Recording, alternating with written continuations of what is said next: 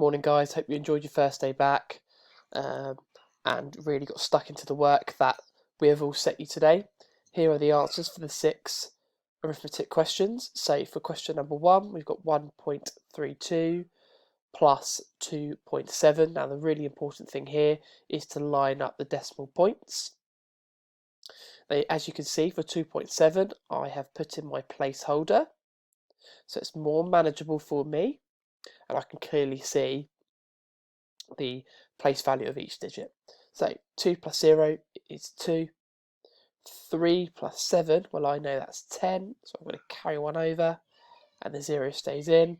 I must remember to drop that decimal point down, and 1 plus 2 is 3, plus the one that I carried is 4. So 4.02 is your answer.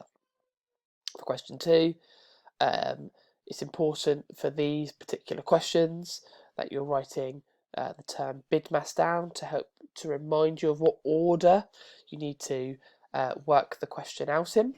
So as you can see, brackets is for the highest importance, but there are 2 number problems within each brackets. Now it doesn't actually matter which ones you do first as long as you do both.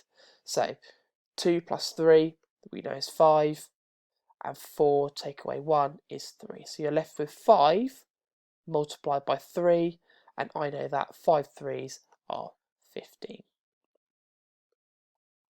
Okay, 8 squared plus 29.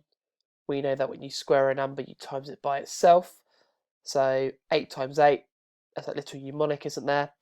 I ate and I ate until I was sick on the floor. 64. And then I've got to remember to add my 29 to my answer. So just put it into a formal method to help me work out the answer easier. So I start from the smallest digit. 4 plus 9 is 13. Carry that 1 over. 6 plus 2 is 8, and add the 1 is 93. Okay, so 93 is your answer. The next question, 77 multiplied by 44. Put it in my formal method. I first of all start by timesing both of these digits of 77 by 4.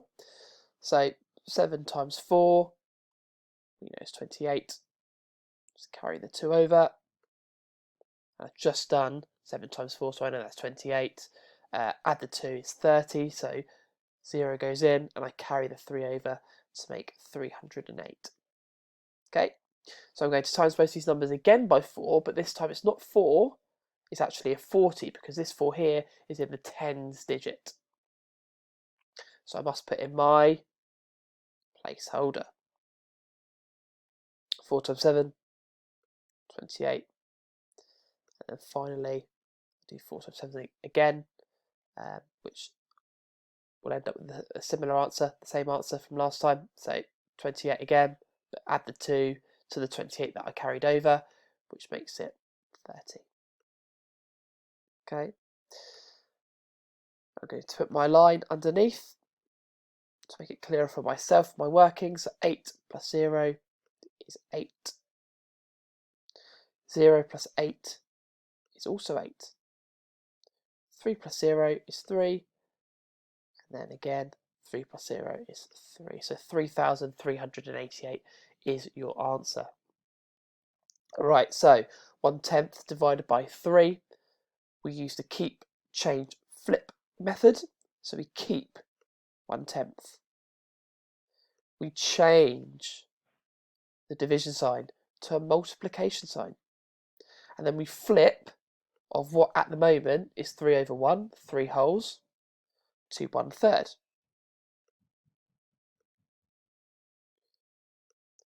And when you multiply 2 fractions together, you multiply the numerators, so 1 times 1 is 1, and then 10 times 3 is 30. So 1 over 30 is your answer. And on to the final question, you've got 1 and 7/8 multiplied by 4. So the first thing that you need to do is convert this mixed number into an improper fraction. So the way that you do that is by timesing the whole number by the denominator and then adding whatever answer you get to the numerator. So 1 times 8 is 8. and then add that to the numerator 7, and 8 and 7 we know is 15. Okay, and the denominator always stays the same. So now you've got 15 over 8, and at the moment we've currently got 4 over 1, because it's 4 wholes, and 1 can go into 4 times equally. So when you multiply the two fractions together, like we did in the previous question, you multiply the numerators first. So 4 15s I know is 60, and then 8 times 1 is 8. Now, you're not done just yet, because you've still got an improper fraction. And we started off with a mixed number, so this improper fraction needs to be converted into a mixed number. And the way that you do that is by seeing how many 8s, how many of the denominator goes into the numerator. So how many 8s are in 60? I know there are 7, because 7 times 8 is 56. So I'm left on 56. I take the 56 away from the 60, and I'm left with 4. And my denominator always stays the same. So 7 and 4/8 is the answer. However, if 4/8 we know is equivalent to 1/2. So I can simplify that fraction. If I just put the answer here clearly for you, is 7 and 1/2.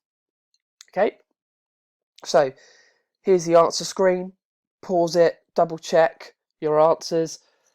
Maybe go back, back through the workings out that I've shown you throughout this video. See where you may have gone wrong, if you've got any incorrect. If you haven't, you've got all 6 correct. Superb. Comment below if you've got any problems, or just to show off your score. Well done, guys, today. Hopefully you get back into a routine pretty quickly, and I hope you enjoyed tackling these 6 questions, and I'll see you tomorrow morning for another 6. Bye bye.